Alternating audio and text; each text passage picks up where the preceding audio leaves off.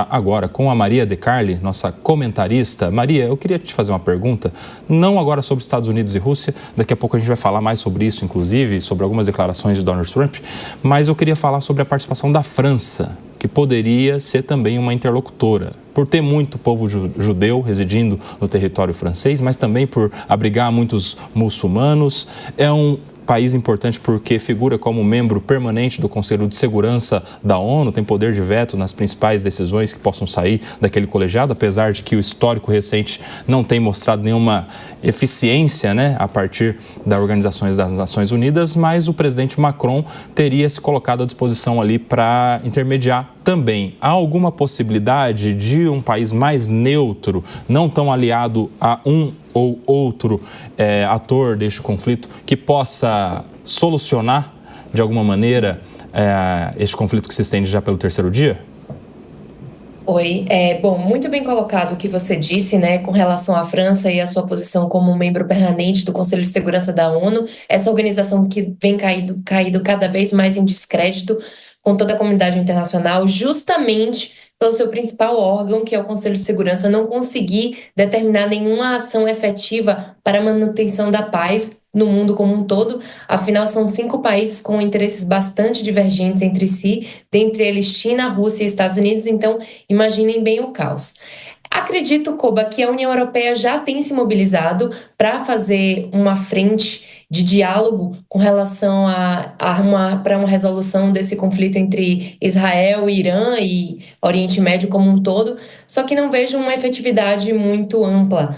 A União Europeia está tentando aí, entre trancos e barrancos, se manter de pé. A própria Alemanha já anunciou um aumento de investimentos também em defesa, cortando alguns gastos sociais para justamente focar nisso, demonstrando como um todo que, apesar das pessoas, dos governantes se colocarem à disposição de mediar essas situações, eles estão cientes, né, da crescente tensão no mundo como um todo e enxergam que é preciso investir mais em defesa. Eu acho bacana o presidente Macron se colocar à disposição, acredito que outros países o farão ou já o fizeram, mas não vejo muita efetividade. Para a resolução disso, vai ter que ter na mesa certamente os Estados Unidos, que é, de fato, o interlocutor mais próximo ali do Netanyahu, e a Rússia, que, como o próprio Lerner mencionou, é o interlocutor aí mais próximo do Irã. Mas gostaria aqui de reiterar uma coisa: o Netanyahu já demonstrou que ele está agindo sozinho por conta própria, porque essas atitudes foram tomadas sem o aval, muitos dizem, né, do próprio Estados Unidos. Porque, pasmem, o Trump, apesar do seu discurso mais inflamado, ele é um pacifista, ele não consegue lidar com a questão de ver civis sendo mortos, então a ele deve incomodar bastante essa situação atual mundial, e ele se coloca aí, né, se colocou na própria campanha como um mediador possível entre Rússia e Ucrânia, mas não conseguiu efetivamente um diálogo de paz. Então vamos ver aí os atores se colocando à disposição, mas de fato quem vai conseguir colocar ordem na casa vai ser ou Estados Unidos ou Rússia, junto com as demais partes envolvidas diretamente. Muito bem. Fabrício Naes, que continua conosco aqui nessa edição do Fast News, nosso editor de internacional, acompanhando a repercussão no mundo todo. Fabrício, o fato deste conflito envolver enriquecimento de urânio, questões nucleares importantes, às vezes até desconhecidas em relação à dimensão desta questão lá no Irã, isso tem gerado um alerta no mundo todo de uma maneira diferente, né? Não é apenas um conflito entre briga por região, isso envolve a própria existência da humanidade de alguma forma, e o mundo todo está olhando para esse conflito. Fabrício Naes, como é que você tem visto essa repercussão global? Vamos voltar no tempo um pouquinho, Koba, para o mês passado, quando os governos ao redor do mundo, a comunidade internacional se movimentou para tentar desarmar o conflito entre Índia e Paquistão lá na região da Caxemira, 2 países com armas nucleares. Isso coloca tudo em perspectiva e tudo aqui deve ser muito bem analisado friamente para a gente entender o perigo disso tudo. Israel é um país que possui armas nucleares, mas ele sabe que a partir do momento em que ele disparar a primeira arma nuclear contra o Irã, não vai ter apoio do Ocidente, não vai ter Estados Unidos que vai defender, não vai ter União Europeia que vai defender, falar que é direito de defesa, não tem. Esse é o limite, essa é a linha vermelha. O mesmo vale para o Irã, claro, que mantém aquela versão de que não está produzindo armas nucleares, que está buscando enriquecer urânio para utilizar energia nuclear e distribuir essa energia nuclear para a população civil. É a versão iraniana. A comunidade internacional ainda não tomou uma decisão em relação a isso, não tem uma informação concreta nem para confirmar um lado, nem para confirmar o outro. A princípio, dizem que o Irã até teria uma capacidade para construir armas nucleares, porém que isso não está acontecendo de fato.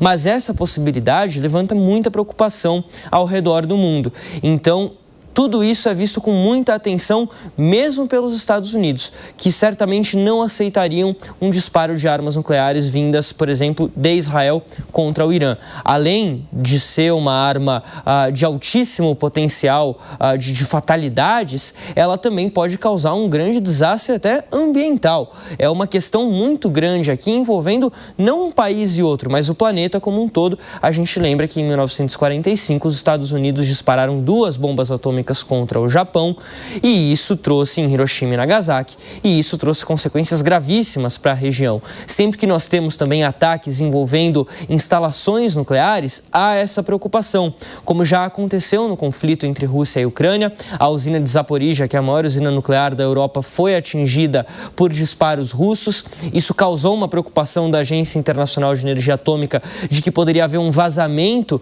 de algum tipo de componente nuclear ali na usina. Felizmente isso não aconteceu até o momento, mas também agora que Israel tem como alvo as instalações nucleares iranianas, também há essa preocupação.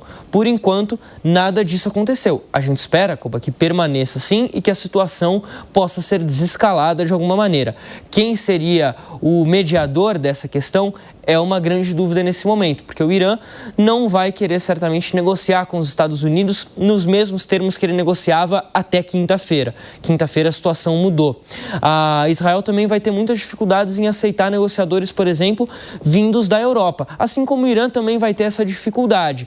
Por exemplo, Israel reclamava da pressão que vinha sofrendo de países europeus. A Espanha, por exemplo, que ano passado anunciou que iria reconhecer o Estado palestino. A França, que estava caminhando nessa direção. O Reino Unido, que suspendeu a venda de armas para Israel e essa semana sancionou ministros israelenses da ala mais ideológica, 2 ministros israelenses. Então é um cenário muito conturbado quando você tem, por exemplo, uma Rússia fragilizada, que também está desmoralizada no cenário diplomático internacional, e a China, que não se intromete muito nessa questão. Pode acabar sobrando para um outro país, para uma outra região. Se eu pudesse apostar nesse momento, talvez o Catar, que tem tido esse papel de mediou conversas de cessar-fogo entre Israel e Hamas, tem esse histórico de interlocução na região e poderia acabar sendo aceito pelos 2 países. Lembrando que, Koba, Donald Trump foi ao Oriente Médio faz pouco tempo e foi através da intervenção do Catar e da Arábia Saudita que os Estados Unidos normalizaram as relações com a Síria. Isso poderia ser um diferencial. Eu ia te perguntar justamente isso, Fabrício, se a Arábia Saudita se somaria ao Catar nisso, já que a gente teve esse histórico de mediação no conflito Israel e Hamas recentemente, inclusive com a Arábia Saudita sendo um dos atores ali regionais importantes para essa negociação. Há também essa possibilidade? É menor. Os israelenses e os sauditas não se dão tão bem quanto os israelenses e os Qatari. Essa é a história ultimamente. E mesmo internacionalmente também não há um reconhecimento tão grande da Arábia Saudita como esse ator diplomático, como há, por exemplo, em relação ao Catar. Até pelo péssimo histórico saudita, a gente lembra, por exemplo, da morte de jornalistas que criticavam o governo saudita e que desapareceram misteriosamente. Isso tudo foi muito questionado pela comunidade internacional. Quando Joe Biden era presidente e foi à Arábia Saudita, ele falou ao príncipe Bin Salman que acreditava que ele era o responsável direto pela morte do Jamal Khashoggi lá na Turquia, isso em 2018. Então é uma relação um pouco mais complicada. O Catar poderia surgir como esse parceiro, mas não é uma certeza absoluta. Certo é que a gente está num mundo hoje com as relações internacionais muito mais dificultadas. A ONU não tem mais uma força que ela tinha de décadas atrás e aí faltam, de fato, países que possam ancorar a discussão. Não estamos mais nos tempos da Guerra Fria, onde você tinha 2 países que ditavam as cartas e ditavam o jogo, que eram os Estados Unidos e a União Soviética. Hoje os Estados Unidos têm uma relevância importantíssima. A questão aqui não é essa, mas eles estão muito ao lado de Israel para serem um ator mais decisivo nesse momento nas conversas. A questão da parcialidade envolvida, não é isso? Perfeitamente. Maria De Carli, a gente falava sobre essa questão envolvendo a questão nuclear, né? Esse detalhe que faz toda a diferença envolvendo este conflito, e isso tem se tornado uma espécie de salvo-conduto de países autoritários para fazer exatamente o que quiserem, justamente porque se impõe pelo medo, pelo temor, pelo terror até, em relação ao restante do mundo. A Coreia do Norte é intocável praticamente, justamente porque lá qualquer conflito pode gerar justamente a destruição da humanidade. A gente vê agora o Irã também com esta questão. À medida em que esses países vão se tornando cada vez mais intocáveis, isso não vira um estímulo para estes autoritários, para esses estados absolutistas se imporem cada vez mais com esta exploração com base no terror? Como é que você vê essa questão envolvendo a produção de material nuclear? O que eu posso te afirmar diante da sua pergunta, Koba, é que a dinâmica e a lógica da Guerra Fria permanece firme e forte na atual dinâmica contemporânea das relações internacionais. Quem aqui estudou um pouco de história mundial lembra que a Guerra Fria era composta por uma corrida armamentista.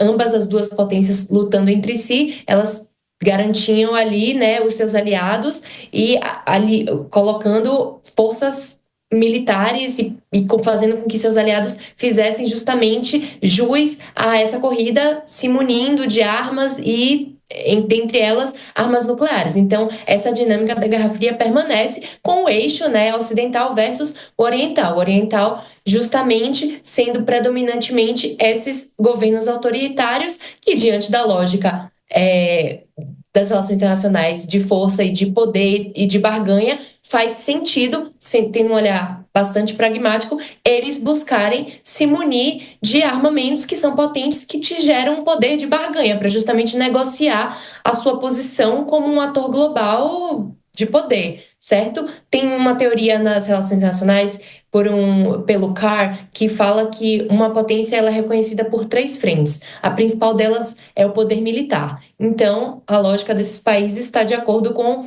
o que é a lógica das relações internacionais de maximização de poder e interesse dos países. É preocupante, por isso que, de fato, essa ação para conter o aumento do enriquecimento de urânio do Irã pode também ser vista como, olha, vocês estão aí vendo, vocês, países autoritários e potenciais inimigos globais, vocês estão vendo que não vai ser fácil vocês conseguirem a arma de vocês. Como você tocou no assunto, a Coreia do Norte atualmente tem armas nucleares, que a gente tem conhecimento, e não foi impedida de maneira nenhuma. E é um ator que gera medo, porque tem um líder que é um tanto inconsistente e pode a qualquer momento, né, se o que der na telha, fazer algo maluco aí pelo mundo. Então é importante a gente ver, né, os pesos e os contrapesos e as contrações que Israel está tomando em relação ao Irã, para os outros países observarem isso também. Fabrício Nais, eu quero te perguntar sobre a situação política de Benjamin Netanyahu, que já era ali contestada a sua gestão antes do 7 de outubro de 2023. Sim. Ele teve decisões importantes, muitas apoiadas, muitas questionadas pela população de Israel durante esse conflito com o Hamas, principalmente. E agora, em relação a este conflito com o Irã, ele tem apoio do povo israelense? Ele tem apoio do povo e tem apoio político para agir como tem agido em relação ao conflito no Irã? Como que fica a situação política do primeiro-ministro israelense? Nesse momento ele está mais fortalecido. A guerra fortalece o governo Benjamin Netanyahu por ser um sinônimo de estabilidade no território israelense, por ser um político muito experiente, mas o fato é que, se nós observarmos as últimas ações do governo do exército de Israel, todas elas costumam seguir uma pressão muito forte vinda tanto da comunidade internacional quanto também da própria população israelense. Por exemplo, quando a gente volta lá para o 7 de outubro de 2023, a gente não pode esquecer que durante o ano de 2023 inteiro, a população de Israel saía todas as semanas às ruas para protestar contra a reforma judicial promovida pelo governo Netanyahu. O que aconteceu na reforma judicial? A oposição alega que Netanyahu estava dando um jeito ali de calar a boca do que seria o Supremo Tribunal Federal do país. Trocar juízes, fazer com que o Legislativo pudesse contestar os pareceres da Suprema Corte, e no Legislativo Netanyahu tinha força, ou tem força até hoje. Então a população foi às ruas. E aí vem o 7 de outubro de 2023 e Israel se une em torno da causa da existência do país e apoia, claro, o primeiro-ministro Benjamin Netanyahu, que volta a ser criticado depois pela demora para a retirada dos reféns lá da faixa de Gaza. Até hoje tem mais de 50 reféns em Gaza que não conseguiram voltar para casa vivos ou mortos. E o governo é muito criticado por isso.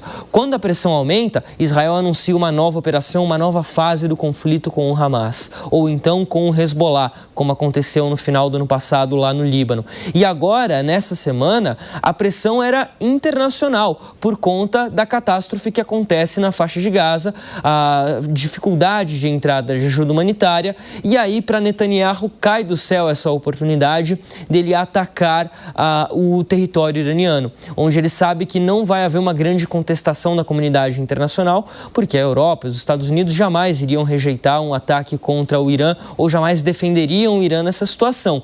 E isso novamente fortalece Netanyahu. As declarações, inclusive, dos partidos de oposição lá em Israel, que são partidos de esquerda, o Yapid, por exemplo, são no sentido de união nesse momento. Entenderem que o Irã é um inimigo comum israelense, que é importante para Israel neutralizar as ameaças iranianas. Mas aí vem uma questão.